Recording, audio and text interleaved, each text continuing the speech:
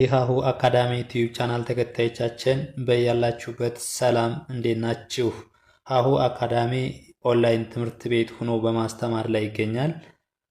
የምናስተምራቸው የትምህርት አይነቶች አማርኛ፣ እንግሊዘኛ፣ ሂሳብ እንዲሁም ሌሎች የትምህርት አይነቶችን ይጨምራል። በኦንላይን መማርና መከታተል የምትፈልጉ ከታች ባለው ስልክ ደውሉልን። የምናስተምረውም በኢሞ፣ በዋትስአፕ፣ በቴሌግራም እና እንዲሁም እናንተ የምትጠቀሙበት ሶሻል ሚዲያ ይሆናል። እሺ ውድ ቻናላችን ተከታታዮች እንዴት አላችሁ? በያላችሁበት ሰላማችሁ ይብዛያል። ዛሬ ደግሞ ይዘንላችሁ የመጣን በአማርኛና በእንግሊዘኛ ሀሁ ፊደላትን እንዴት ነው በእንግሊዘኛ ሌተሮችና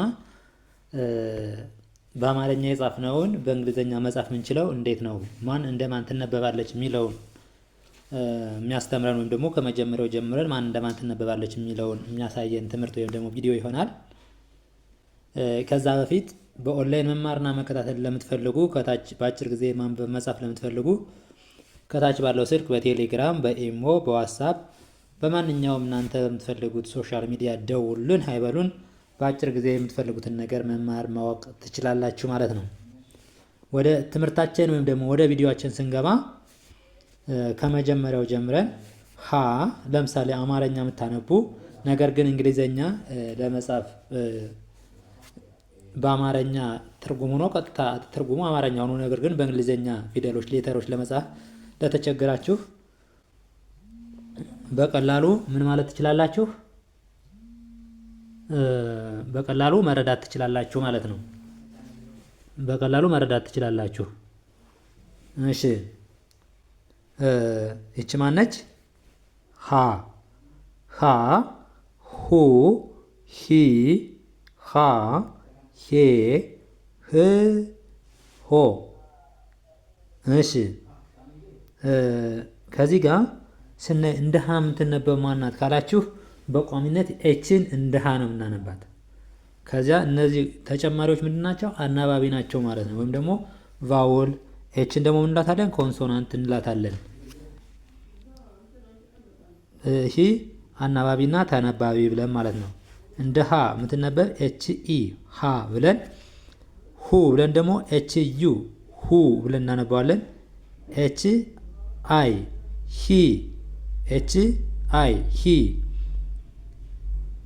ኤች ኤች ኤ ሃ ብለን ኤች ኤ ሃ ብለን እናነባዋለን። ኤች አይ ኢ ኤች አይ ኢ ሄ ሄ ህ ስንል ደግሞ ኤች ብቻ ስድስተኛ ፊደሎች ምን ናቸው? አናባቢ የላቸውም ማለት ነው። አናባቢ የላቸውም። ኤች ህ ሆ ስንል ደግሞ ኤች ኦ ሆ ብለን እናነባዋለን። ሆ ብለን እናነባዋለን ማለት ነው።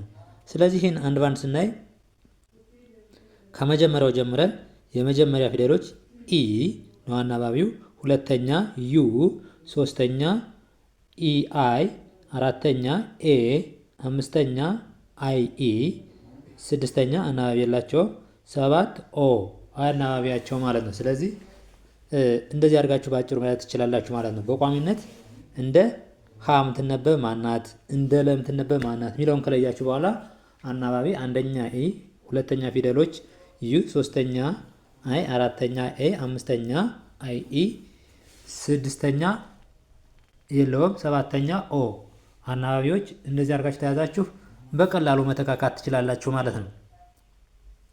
እሺ እቺ ደግሞ ለ ነች። እንደ ለ የምትነበብ ደግሞ ማናት ካላችሁ ኤል ነች። ይኸው ኤል ኤል ኤል ኤል ኤል ኤል ኤል በቋሚነት ኤል አትቀየርም። የተቀየሩ ምኖች ናቸው? አናባቢዎች። አናባቢዎች ምን ብለናል? የመጀመሪያው ኢ፣ ሁለተኛው ዩ፣ ሶስተኛ አይ፣ አራተኛ ኤ፣ አምስተኛ አይ ኢ፣ ስድስተኛ የለውም፣ ሰባተኛ ኦ። ይኸው ልክ ሌሎችን ፊደሎች በዚህ ይቀጥላሉ ማለት ነው። የሚቀያየሩ ዋና ተነባቢዎች ናቸው። ሀ ሲሆን ለሲሆን ፊደሉ ሲቀያየር አብረው የሚቀያየሩ እንጂ ማለት ነው። እሺ ስለዚህ ለ ስንል ምን አለ? ኤል ኢ ለ ኤል ዩ ሉ ኤል ዩ ሉ ኤል አይ ሊ ኤል አይ ሊ ኤል ኤ ላ ኤል ኤ ላ ኤል አይ ኢ ሌ ሌ ኤል አይ ኢ ል ብለን እናነባዋለን ማለት ነው። ል ስንል ደግሞ ስድስተኛ ፊደል ነው። አናባቢ የለውም ማለት ነው። ል ብለን የምናነበው ል። ሰባተኛ ኤል ኦ ሎ ኤል ኦ ሎ ብለን እናነባዋለን። እሺ እቺ ደግሞ ሀ ነች። ሀ ሐመር ውሃና ሀሌታ ውሃ ብለን የምንጠራው ነው። ሀ ከዛችኛቱ ጋር ተመሳሳይ ናት። ሀ ሁ ሂ ሃ ሄ ህ ሆ። ይህም በተመሳሳይ ስናነበው እንደዛ ብለን ነው የምናነበው። ግን እናያቸው አንድ ባንድ ሁሎችን እናያቸው ማለት ነው። ኤች ኢ ሃ ኤች ዩ ሁ ኤች አይ ሂ ኤች ኤ ሃ ኤች አይ ኢ ሄ ኤች ህ ኤች ኦ ሆ ብለን እናነባዋለን ማለት ነው። ሆ ብለን እናነባዋለን። ያው ይሄ ሃ ሁ ሂ ሃ ሄ ህ ሆ ብለን እናነባዋለን ማለት ነው። ስለዚህ በቀላሉ እዚህ ላይ መያዝ ወይም ደግሞ መረዳት ያለብን ነገር ምንድን ነው ካልን እያንዳንዳቸውን ፊደሎችን አናባቢዎችን የሁለተኛ ፊደል ዩ ነች። ሉ ስንል ኤል ዩ፣ ሁ ስንል ደግሞ ኤች ዩ ሁ ብያል ልክ ከ1 እስከ 7 አናባቢዎችን መያዝ ነው የሚጠበቅብን ማለት ነው። ምን ማድረግ መያዝ ነው የሚጠበቅብን። ሌላኛው ደግሞ መነች። እንደ መምትነበብ ማናት ኤም ነች። ብቻዋን ም ብለን ነው የምናነባት። ም ብለን ግን ድምፁ እንዲቀያየር የሚያደርጉት ምኖች ናቸው? አናባቢዎች ናቸው ማለት ነው። ተነባቢዎች ድምፅ እንዲቀያየር እንጂ ም ብቻዋን ማን ብለን ነው የምናነባት? ም ብለን ነው የምናነባት ማለት ነው።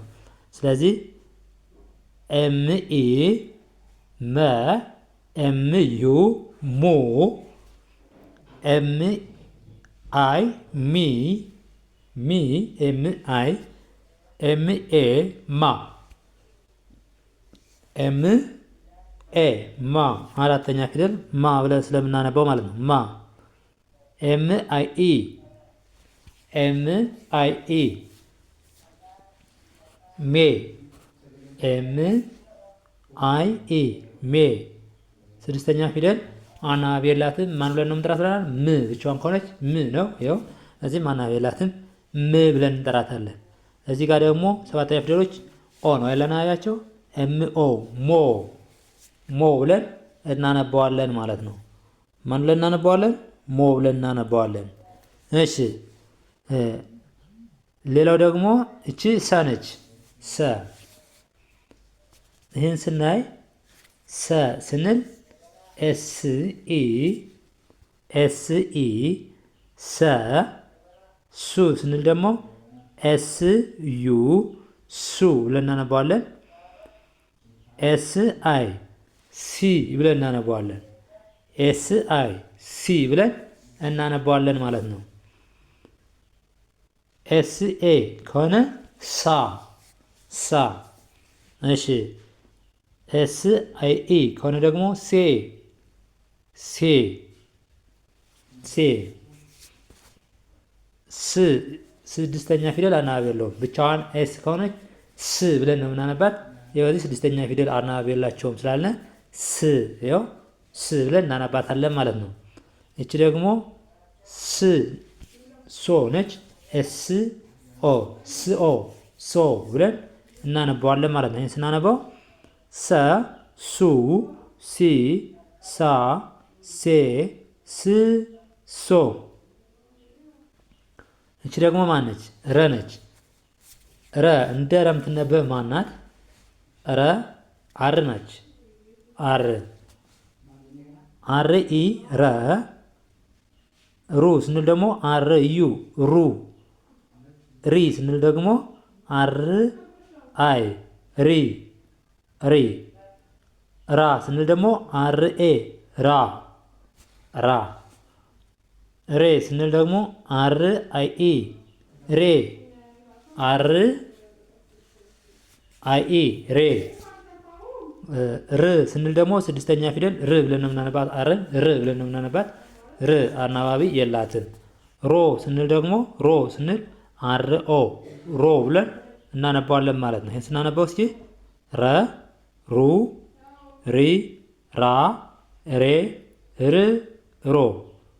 አሁን በዋነኝነት መያዝ ያለብን ነገር አናባቢዎችን ከመጀመሪያው እንደ ሀ ማን ትነበባለች? አናባቢ አንደኛው ኢ፣ ሁለተኛው ዩ፣ ሶስተኛ ይኸው አንደኛ ኢ፣ ሁለተኛ ዩ፣ ሶስተኛ አይ፣ አራተኛ ኤ፣ አምስተኛ አይ ኢ፣ ስድስተኛ የለውም፣ ሰባተኛ ኦ።